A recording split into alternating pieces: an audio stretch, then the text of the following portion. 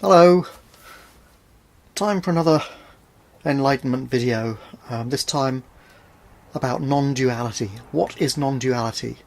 And what the heck are people going on about when they talk about it? Because I don't know if you've listened to Enlightenment gurus talking about it, but when I listen to them it gets very confusing very quickly. But I believe I have managed to boil the essence down into something which I can express in simple language, because I think it is simple. And what's more, it's the same as these Enlightenment teachers are always talking about anyway, actually, and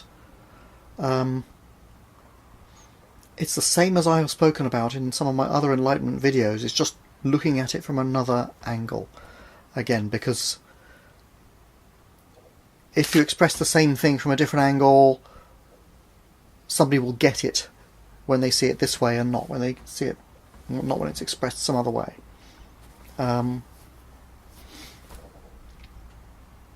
So one thing, if you've read any philosophy or some philosophy, you may have heard of Cartesian dualism. Well, it's nothing to do with that, okay? Forget it. Okay. In Enlightenment science, as it were, it's a different subject. The term is essentially the same, but it's completely different meaning. So forget about Descartes, okay? Because that will only confuse you. It's not about the mind-body problem and things of that sort.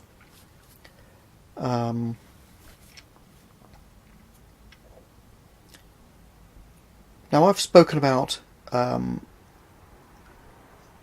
in some of my other Enlightenment videos, like non-attachment, for example, which is where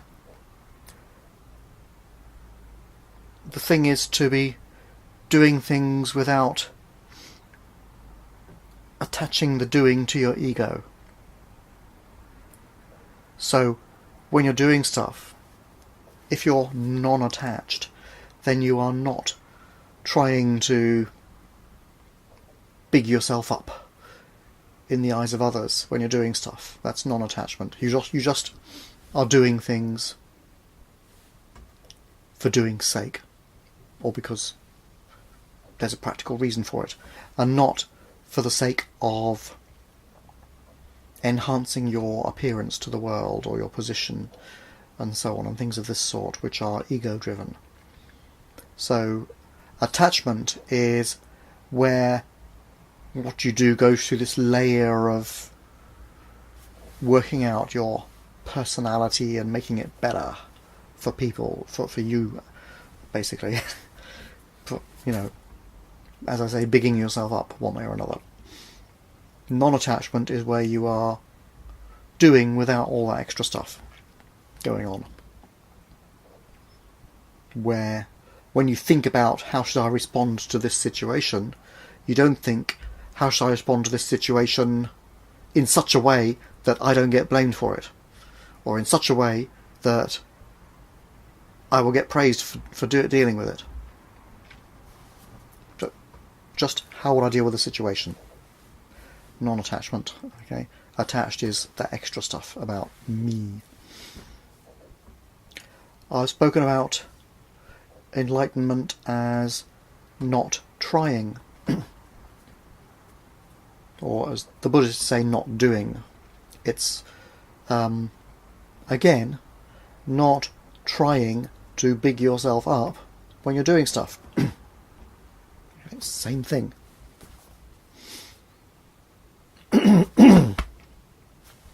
Pardon me. I've also talked about Enlightenment as accepting what is.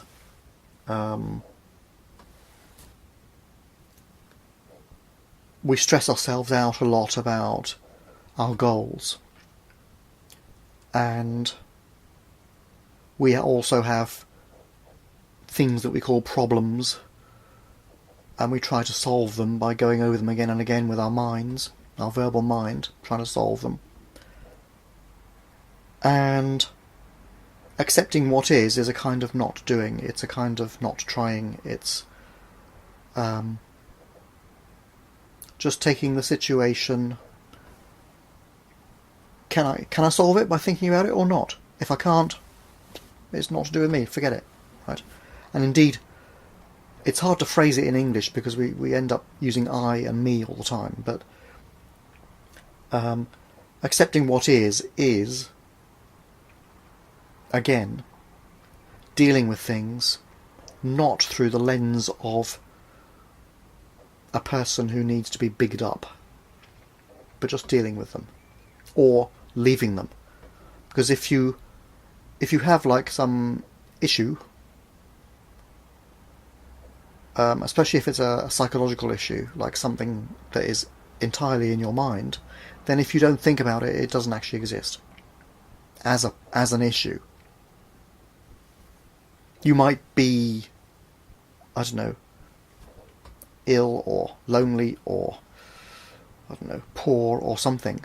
But if you're not stressing yourself out about it and thinking about it, so what? It's not a problem, actually. It just is. And you can either deal with it or not deal with it in a practical way. And that's kind of accepting what is.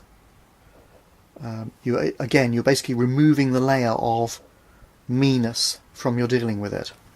You just deal with it, or don't. Or you accept that you can't, and leave it to the rest of the universe to deal with it. Whatever. Right. So, dualism. Guess what? It's the same. Right? When you are dual,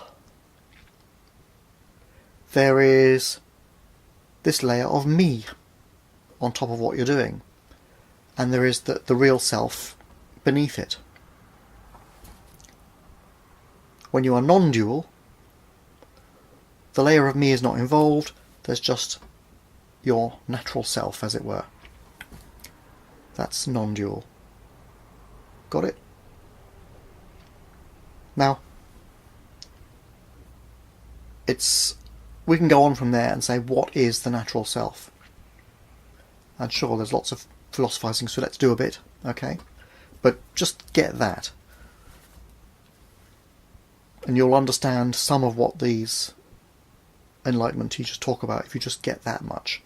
You are dual when there is me plus, or when it is the real you plus me, the verbal mind's picture of who you are, right? Who you're supposed to be. And you are non-dual when you are just in the state of flow, right? There's just you and or this being, as it were, and the stuff, whatever it is you're dealing with. You might be a sporting person or something like that. Whenever you're in the state of flow, you're in the non-dual state, because there is no me, personality, idea of self involved in it. You're literally one with whatever you're doing, in a sense. That's the non-dual state.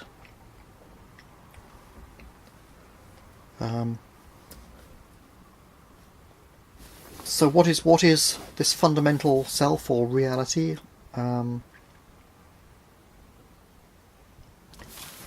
We have a body, or there is this body. We've got this like pesky verbal mind in here, okay, which babbles on, right?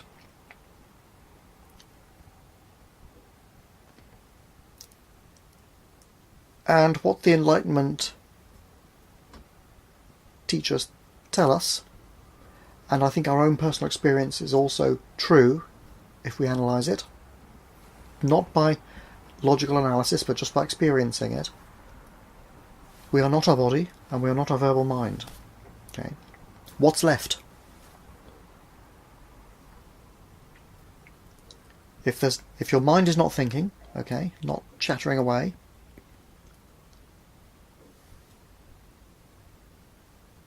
if you are not like your little finger, or any other part of your body, or all the parts of the body put together, what's left?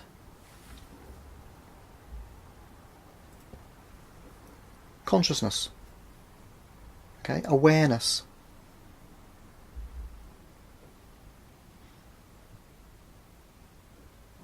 Now, whether it's generated by the body or not, as many scientists think, is still irrelevant to the philosophical construct of consciousness as being fundamental. Most, if not all, of the Enlightenment teachers think it is beyond this reality altogether. And in effect, our universe is a kind of a very real but still illusion, essentially. Don't know, okay? Let's just say we don't know. I don't think it's good to believe stuff without actual proper evidence, but in the status of an illusory universe, the evidence is illusory too, so it all gets a bit difficult. Okay. However, the fundamental self is your awareness, right? The state of being aware.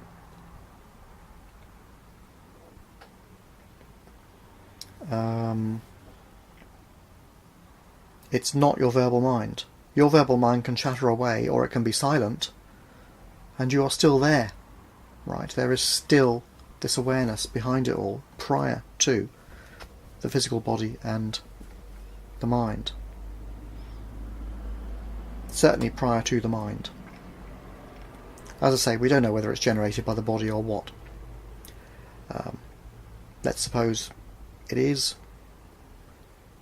Still, for the sake of achieving an enlightenment state, you're in that state when your me is silent and you're doing things in a state of flow, just from awareness.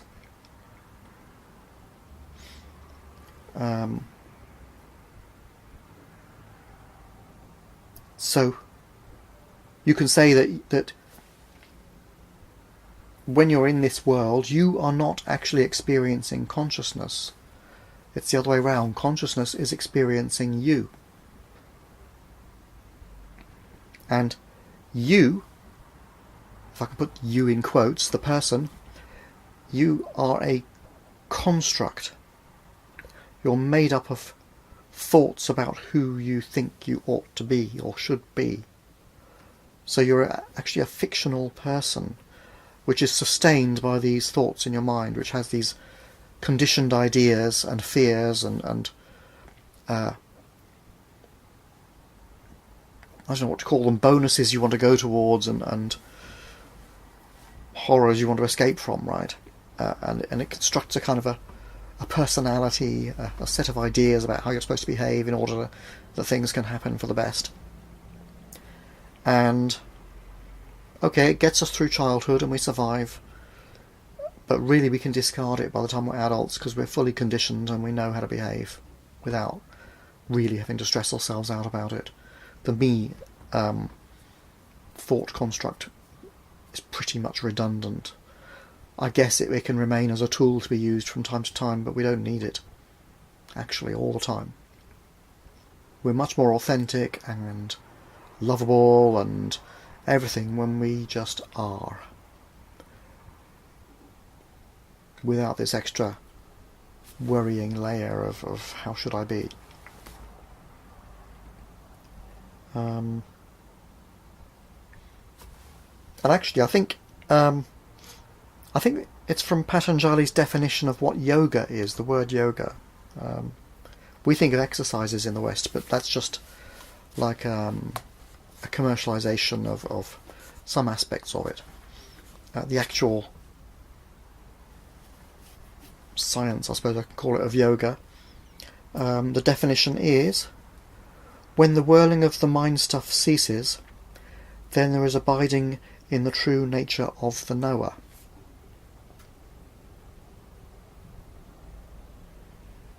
When you stop your mind, or when the mind relaxes, because Stopping the mind voluntarily is a bit tough, but you can let it go sometimes. Or you can just lose interest in it, even. But when the whirling of the mind stuff ceases, what's left? You are abiding in the true nature of the knower, consciousness.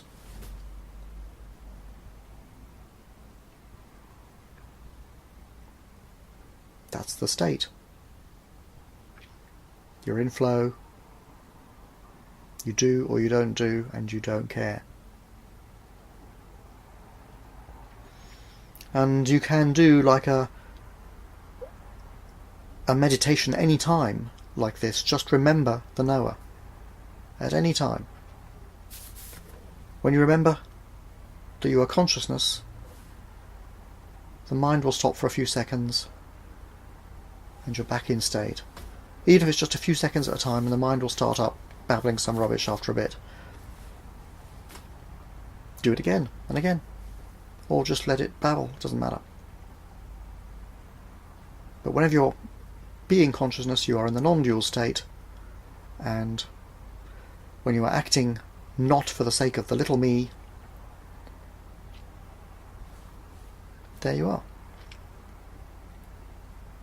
Does it make sense? Have I managed to make it clear or not? Comments please, and I'll see you in another video. Okay then. Bye for now.